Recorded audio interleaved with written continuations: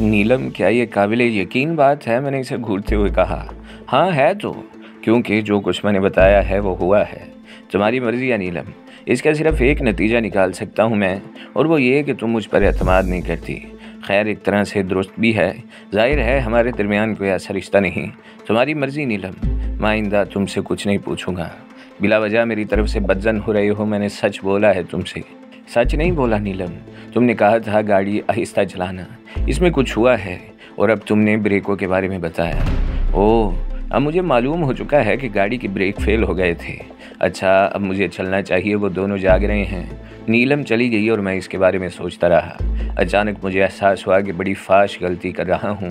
नीलम बेशक मुलाजमा है, लेकिन कुछ और भी तो हो सकती है। वो भी काफ़ी पुरस्कार किरदार है। इसने जो कुछ अपने बारे में कहा है, क्या ज़रूरी है कि वो दुरुस्त हो?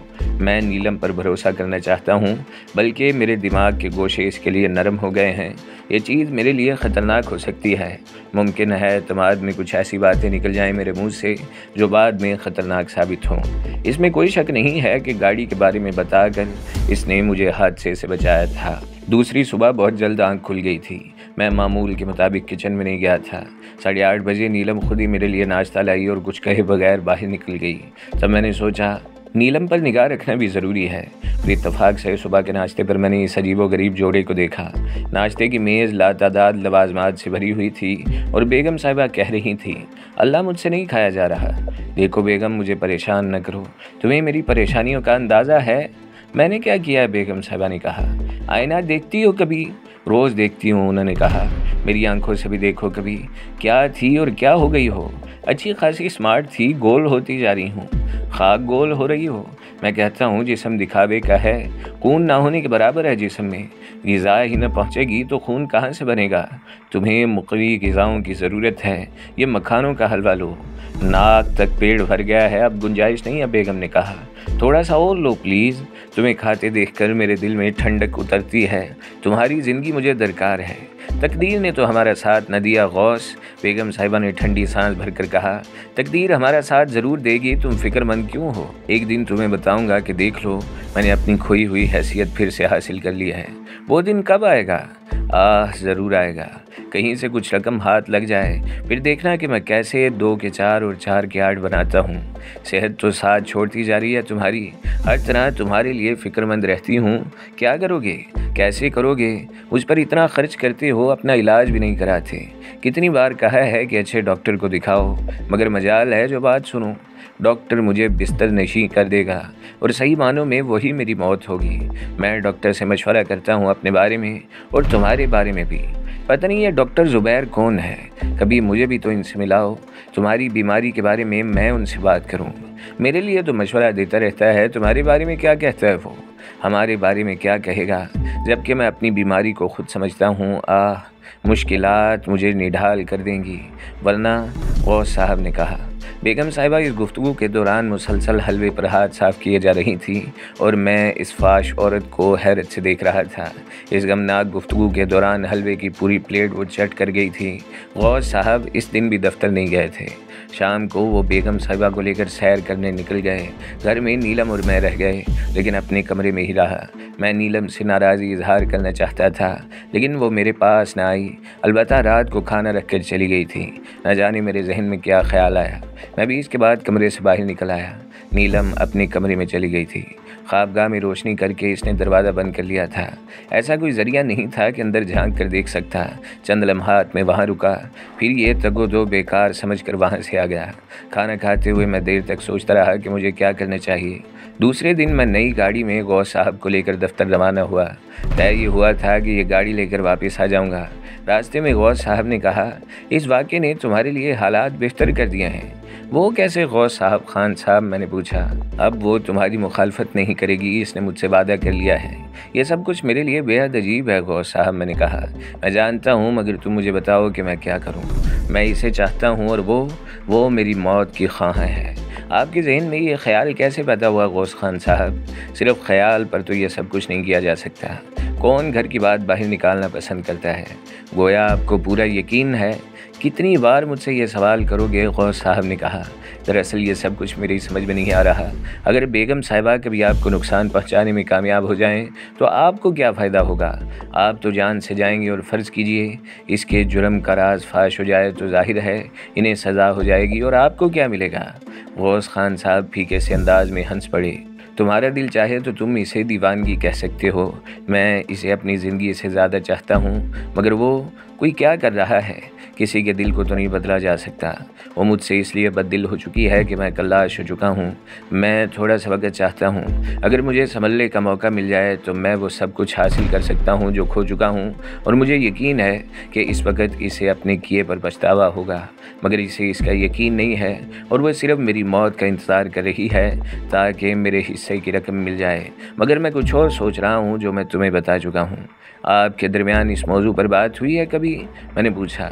کس موضوع پر؟ انہوں نے کہا۔ میرا مطلب ہے آپ نے اپنے بارے میں کبھی بیگم صاحبہ سے خدشے کا اظہار کیا ہے؟ ظاہر ہے وہ جو کچھ کر رہی ہے وہ تو میں اسے نہیں کہہ رہا۔ ہاں، وہ میری طرف سے فکر مندی کا اظہار کرتی ہے۔ کبھی آپ نے ان سے علیحدگی کا تذکرہ کیا ہے؟ میں نے پوچھا۔ صرف ایک بار، اور اسے دوہرا پڑ گیا تھا۔ اس نے بہت رنج کا اظہار کیا تھا۔ ویسے بھی اسے شدید بلڈ پریشر رہتا ہے۔ یہ خطرناک ہو سکتا ہے، جبکہ وہ علاج بھی نہیں کراتی اس کا۔ میں نے کہا۔ اسے دواؤں سے چڑ ہے۔ ان کی خوراک بھی معاف کیجیے بہت زیادہ ہے، اور بلڈ پریشر کی مریضہ ہونے کے باوجود وہ ان اشیاء کو زیادہ پسند کرتی ہیں جن میں کولیسٹرول کی مقدار زیادہ ہوتی ہے۔ اس میں کوئی شک نہیں کہ وہ مریضہ ہے، مگر یہ اشیاء اسے تندرست رکھتی ہیں۔ اس نے اپنے بڑھتے ہوئے بدن کی وجہ سے ڈائٹنگ کی تھی جس نے اسے زندہ درگور کر دیا تھا۔ وہ تندرست رہتی ہے۔ ان تمام چیزوں کا اسے بے حد شوق ہے۔ اگر کمی ہے تو وہ محسوس کرنے لگتی ہے۔ عجیب گورکھ دندہ ہے۔ میں نے گہری سانس لے کر کہا۔ پھر اچانک مجھے خیال آیا۔ میں نے پوچھا، یہ نیلم کیسی لڑکی ہے؟ نیلم؟ کیوں؟ غوث صاحب نے چونک کر پوچھا۔ وہ کبھی بیگم صاحبہ کی اعلیٰ کار نہیں بن سکتی۔ ہرگز نہیں، وہ بہت پیاری بچی ہے، بالکل معصوم اور بے ضرر۔ اگر اس کے کانوں میں ایسی بات ڈال دی جائے تو کسی کو نقصان پہنچانے کی بجائے وہ خود ہی خوف سے کانپ جائے۔ میں بے وقوف نہیں، اس کا جائزہ لے چکا ہوں۔ تمہیں اس پر کوئی شک ہوا ہے؟ بالکل نہیں، میں نے بس یوں ہی اس کے بارے میں سوچا تھا۔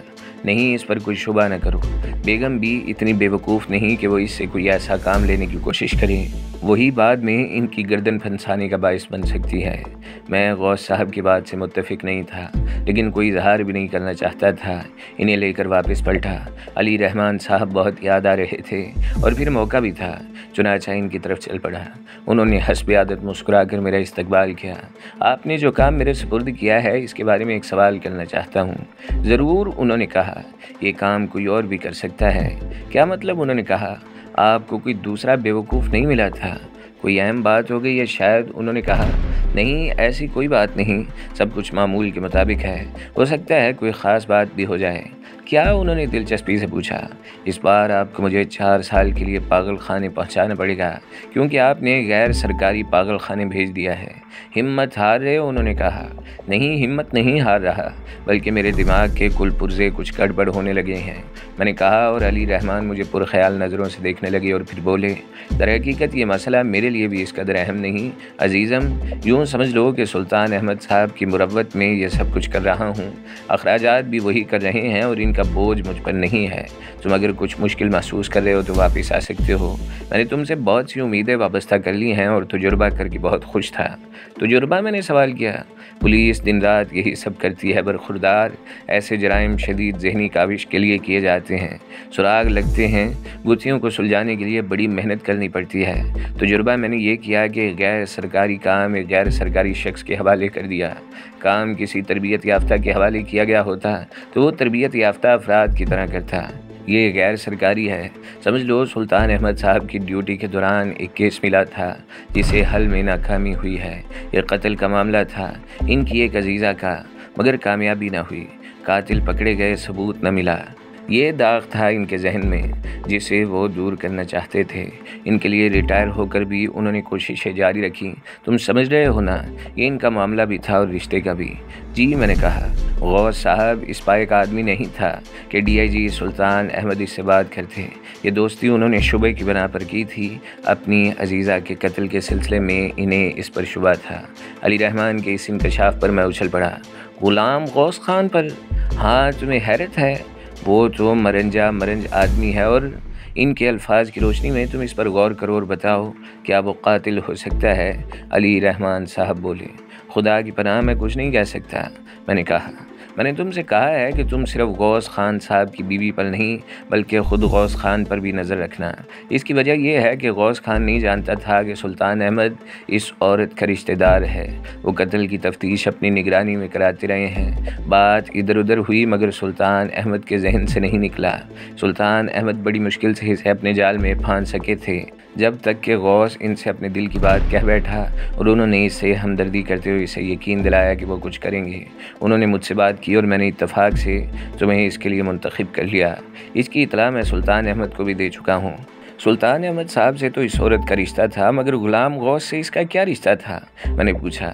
میاں بیوی کا علی رحمان نے ایک اور دھماکہ کیا۔ یعنی غوث صاحب اس سے پہلے بھی شادی کر چکا ہے اور یہ خاتون اس کی دوسری بیوی ہیں؟ دوسری نہیں، چوتھی۔ او میرے خدایا میرے خدا، وہ اس سے پہلے 3 شادیاں کر چکا ہے۔ اور بھی بہت سی دلچسپ باتیں ہیں، سنو گے تو حیران ہو جاؤ گے۔ اس کی پہلی 3 بیویاں غیر طبعی موت مری ہیں۔ یعنی قتل؟ میں نے پوچھا۔ خدا بہتر جانتا ہے۔ سب سے پہلی بیوی، مگر ٹھہرو، غوث صاحب کے بارے میں تمہیں کچھ بھی بتانا مناسب رہے گا۔ بہت پہلے وہ غوث خان نہیں تھا۔ شاید تم نے کبھی پریتم شاہ کا نام سنا ہوگا۔ کبھی نہیں سنا، میں نے کہا۔ فلم انڈسٹری کا ایک ناکام اداکار جو ایک نامور اداکارہ پھولوتی کی دریافت تھا۔ پھولوتی کا اصل نام نصیب جہاں تھا۔ لڑکی کو اس سے محبت ہو گئی تھی۔ اس نے اپنی انتہائی کوشش سے پریتم شاہ سے ایک فلم میں اپنے مقابل ہیرو کا کردار دلوایا۔ وہ فلم صرف پریتم شاہ کی وجہ سے فلاپ ہو گئی۔ پھر کئی فلموں میں ولن کا کردار ادا کیا مگر اس میں بھی ناکام رہا۔ کچھ عرصہ اسے چھوٹے چھوٹے رول ملتے رہے مگر اسے کسی حیثیت میں پسند نہ کیا گیا۔ اس وجہ سے پھولوتی نے فلم انڈسٹری سے ناراض ہو کر اداکاری ترک کر دی اور پریتم شاہ سے شادی کر لی۔ وہ لاکھوں کی دولت رکھتی تھی۔ اس نے جذباتی ہو کر ساری دولت پریتم شاہ کے نام کر دی۔ اسے بے حد دکھ تھا کہ انڈسٹری نے اس کے محبوب کا کیریئر نہ بننے دیا اور اس دکھ نے اسے شدید ذہنی صدمے سے دوچار کیا۔ اس نے کئی ڈائریکٹروں کی پٹائی کر دی اور پھر ایک سر پھرے ڈائریکٹر نے اسے سریعام گولی مار دی اور خود عمر قید بھگتنے نکل گیا۔ اداکارہ کی دولت پریتم شاہ کو مل گئی؟ میں نے پوچھا۔ صاف ستھرے قانونی راستے سے قتل کے ملزم کو سزا ہوئی، پھر پریتم شاہ یعنی شیر خان یعنی غلام غوث کے نام سے منظر عام پر آیا۔ اس بار اس نے یاسمین نامی لڑکی سے شادی کی تھی جس سے اس کی ملاقات ایک کلب میں ہوئی تھی۔ یاسمین کو کوٹھی، کار اور لاکھوں روپے نقدی کے علاوہ ایک ٹیکسٹائل مل جہیز میں ملی۔ ویسے بھی اس کا باپ فوت ہو چکا تھا، صرف اس کی ماں تھی جس سے یاسمین کو بے حد پیار تھا۔ شادی کے 1 سال بعد یاسمین کی ماں کا انتقال ہو گیا۔ اب وہ ماں کی موت کے صدمے سے پاگل ہو گئی۔ بعد میں اس نے دماغی اسپتال میں بلند جگہ سے کود کر خودکشی کر لی اور غوث خان کو عرصہ دراز تک ساحل سمندر اور ویرانوں میں اداس دیکھا گیا۔ رفتہ رفتہ اسے صبر آنے لگا۔ البتہ اس نے وہ ٹیکسٹائل مل بیچ دی، یاسمین کی کوٹھی اور اس کی یاد دلانے والی وہ ہر چیز اس نے بیچ دی اور روپیہ بینک میں جمع کروا دیا۔ پھر روزینہ نے اس کا غم بانٹ لیا۔ روزینہ سلطان احمد کی دور کی عزیزہ تھی، وہ بھی تنہا اور دولت مند تھی۔ غوث نے 50 لاکھ روپے مہر نقد ادا کیا اور بعد میں اپنی ساری دولت اس کے نام منتقل کر دی اور خود اس کے گرد رہ گیا۔ روزینہ نے اس جذباتی قدم کا جذباتی جواب دیا اور اپنے شوہر کو کنگال نہ ہونے دیا۔ اس نے وہی جذباتی کارروائی کی۔ روزینہ نے بھی صرف 1.5 سال غوث صاحب کے ساتھ زندگی گزاری۔ اس کی کار کا حادثہ ہو گیا اور اس کا ڈرائیور ہلاک ہو گیا۔ ظاہر ہے اس کا کوئی نتیجہ تو ہو سکتا تھا۔ سلطان احمد اس دوران آن ڈیوٹی تھے۔ انہوں نے سخت ترین تفتیش کروائی لیکن غوث خان بے داغ تھا۔ وہ کسی جرم میں ملوث نہ پایا گیا لیکن سلطان احمد کو تشفی نہ ہوئی۔ وہ بعد میں بھی کوشش کرتے رہے مگر کامیاب نہ ہو پائے۔ پھر وہ ریٹائر ہو گئے۔ تفتیش کے دوران وہ غوث کے سامنے کبھی نہیں آئے تھے، اس لیے غوث انہیں نہیں پہچانتا تھا۔ ایک جگہ اس کا تعارف ہوا اور سلطان احمد کے احساسات پھر جاگ اٹھے۔ انہوں نے اس سے گہری دوستی گانٹھ لی۔ انہیں علم ہوا کہ غوث صاحب نے پھر شادی کی مگر اس بار شاید اس کے ستارے گردش میں ہیں۔ جن محترمہ سے غوث نے شادی کی ہے وہ بھی 2 عدد مردوں کا ناشتہ کر چکی ہے۔ اس کا ماضی بھی غوث سے مختلف نہیں۔ کسی زمانے میں وہ فیروز اینڈ کمپنی کے مالک کی سیکرٹری تھی۔ بعد میں فیروز علی خان نے ان سے شادی کر لی اور سوئٹزرلینڈ میں وفات پا گئے۔ بیگم صاحبہ تنہا شوہر کی میت کے ساتھ واپس آئی تھیں اور بہت عرصے تک ایک مشہور بیوہ رہیں۔ پھر ان کی بیوگی دور ہونے لگی۔ 30 گھوڑوں کے مالک ریس کورس کے شہنشاہ اکبر سیٹھ سے انہوں نے شادی کر لی۔ اکبر سیٹھ نے اپنے ایک پسندیدہ گھوڑے کے غیر متوقع طور پر ہار جانے پر ریس کورس میں ہی خودکشی کر لی۔ خیر سے غوث خان ان کے تیسرے شوہر ہیں۔ اس طرح انہوں نے گویا غوث خان صاحب کا چیلنج قبول کیا ہے۔ تم بور تو نہیں ہو رہے اس کہانی سے؟ علی رحمان نے پوچھا۔ ہرگز نہیں، میرا تو سانس رک رہا ہے، میں نے گردن ہلاتے ہوئے کہا۔ کیوں؟ کیا کسی بیوہ سے شادی کر رہے ہو؟ اوہ شکر ہے نہیں، لیکن اس کے بعد کیا ہوا؟ میں نے پوچھا۔ خدا جانے کیا ہوا۔ غوث خوفزدہ ہو گیا۔ غالباً بیگم صاحبہ بھاری پڑ رہی ہیں۔ آپ کے خیال میں خطرہ غوث صاحب کو ہے یا اس کی بیوی کو؟ میں نے پوچھا۔ سلطان احمد صاحب کا کہنا ہے کہ غوث اپنی بیوی سے ایک قدم آگے ہے، اس کا تجربہ زیادہ ہے، مگر خطرے کا اظہار تو اس نے کیا ہے۔ ہاں یہ ذرا الجھن کی بات ہے۔ سلطان احمد اس الجھن میں ہے، مگر ان کا دل صاف نہیں ہو پا رہا۔ وہ کیسے؟ میں نے پوچھا۔ یہ حقیقت ہے کہ غوث صاحب کے سلسلے میں نہایت باریک بینی سے چھان بین کی گئی ہے، مگر اس کے خلاف کوئی ثبوت نہ ملا۔ چنانچہ یہی طے پایا کہ ان کی بیویاں طبعی موت مری تھیں۔ ان سب کی دولت غوث صاحب کے ہاتھ آئی تھی اور وہ ہری جھنڈیاں دکھا گئیں۔ یعنی؟ میں نے پوچھا۔ فیروز صاحب نے ان کے لیے بہت کچھ چھوڑا تھا، عالی شان کوٹھی، کاروبار، اور اکبر سیٹھ کے بارے میں بھی لوگوں کے بہت سے اندازے تھے، اور ہو سکتا ہے غوث صاحب کا بھی یہی خیال ہو۔ بقول غوث وہ بالکل کلاش نکلی۔ شادی کے بعد اس نے بتایا کہ در حقیقت اکبر سیٹھ نے اس لیے خودکشی نہیں کی کہ اس کا فیورٹ گھوڑا ہار گیا، بلکہ اس لیے خودکشی کی کہ اس کا دیوالیہ نکل گیا تھا، اور اس گھوڑے پر اس نے اپنی آخری پونجی بھی لگا دی تھی۔ وہ صرف ساکھ سے کام چلا رہا تھا، بات ماننے والی بھی تھی۔ چنانچہ جہیز میں بیچاری مسز غوث صرف 3 گھوڑے اور ایک مکان لائی تھی، مگر گھوڑے بھی رہن تھے۔ چنانچہ وہ بھی گئے اور مکان سود میں چلا گیا۔ خدا کی پناہ، بڑی انوکھی کہانی ہے۔ میں نے پوچھا۔ دوسرا پہلو بھی مد نظر رکھو، انہوں نے کہا۔ وہ کیا جناب؟ میں نے پوچھا۔ جس دن غوث صاحب پر انکشاف ہوا، اسی دن ان کے کاروبار پر زوال آنا شروع ہو گیا۔ اس کے اثاثے فروخت ہوئے، کاروبار بند ہو گیا، اور ساتھ ساتھ ہی دیوالیہ ہونا شروع ہو گیا تھا۔